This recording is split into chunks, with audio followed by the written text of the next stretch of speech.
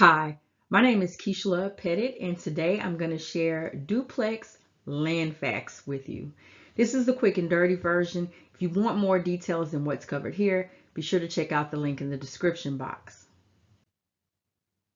So in March 2022, my husband and I completed a project that we wanted to try for a while to build rental properties from the ground up.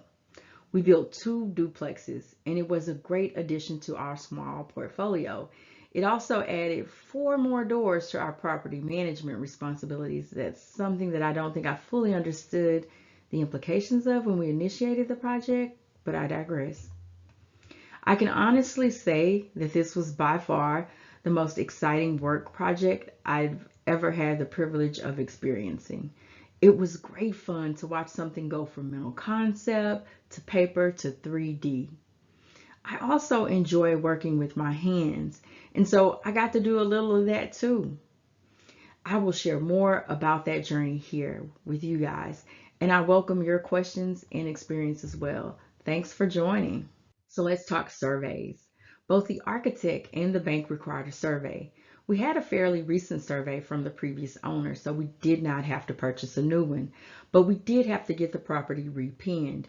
This is where a survey company goes out and puts down physical markers on the property to identify its boundaries.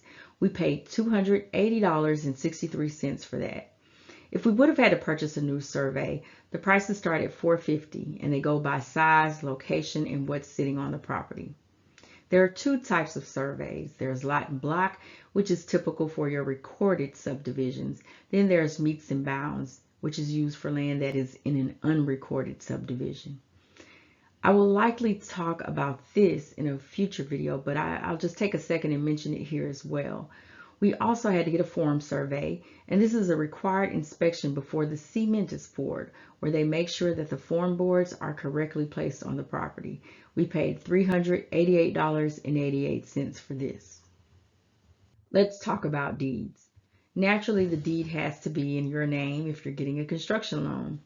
There were no liens on this property. Everything was pretty straightforward. However, there are a couple of things that I would do differently if I had the chance. The first is that the deed was in my and my husband's name. Really, we should have put it in the LLC's name from the very beginning. The second thing I would have done is I probably would have had the land replatted for two different properties.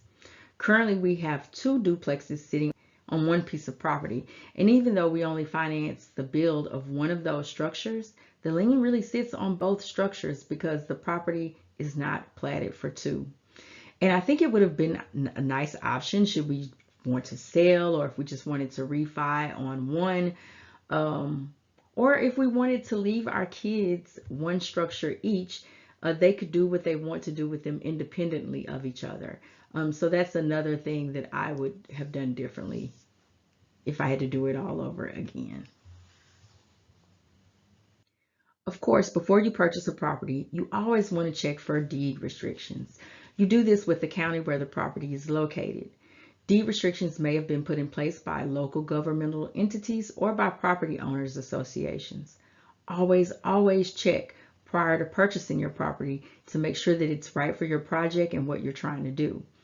Some common deed restrictions include things like no livestock, no hunting, no mobile homes, easements and the usage of easements, no further splits or land divisions. And so if this would have been the case with our property, we wouldn't have been able to split it for the two structures like I was talking about earlier. But also there's no outside storage of junk, RVs, or trailers. Sometimes the property might be designated for commercial or industrial use and not residential use, or vice versa. There also may be a prohibition on selling or transferring property to governmental units for public use. So just know what the restrictions are whenever you're purchasing a property. We knew that our property had access to public utilities, but this is a major consideration, and so I want to mention it because if you have to pay to bring utilities to your project, the cost can be significant.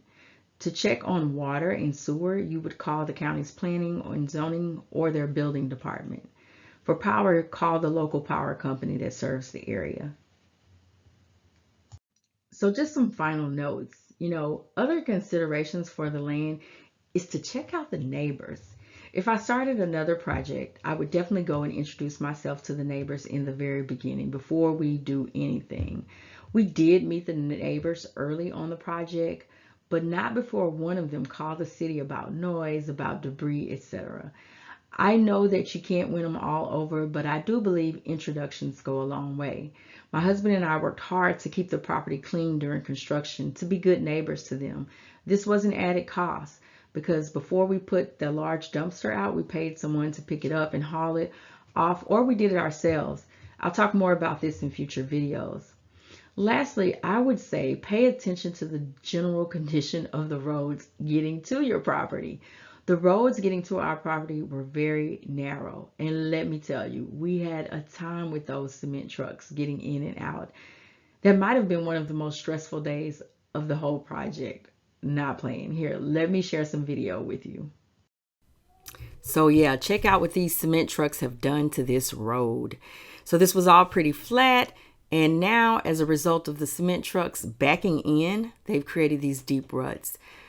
This kind of looks like mud, but it's not. It's actually pretty hard. So these cars would have a hard time driving over this because these are pretty deep. Yeah, sorry, neighbors. We're going to have to get this fixed. This is what we call unexpected costs. Did not expect this today with these roads. Didn't even consider it. So yeah, we'll have to fix this. This is not ideal. They were backing up to get in this narrow area. So yeah, I will be sharing more video on the cement pour, and you'll get to see all of the drama from that day. But we did have to pay the city to come out and flatten and repave those areas of the road, and there were a couple places where they had to do that. So another consideration for you. All right, well, thank you for your time and attention, and I wish you well on your project. I implore you to get started. Yeah, because it's only your project is waiting on you. Please take a moment to like, share, and subscribe, and have a wonderful day. Thanks.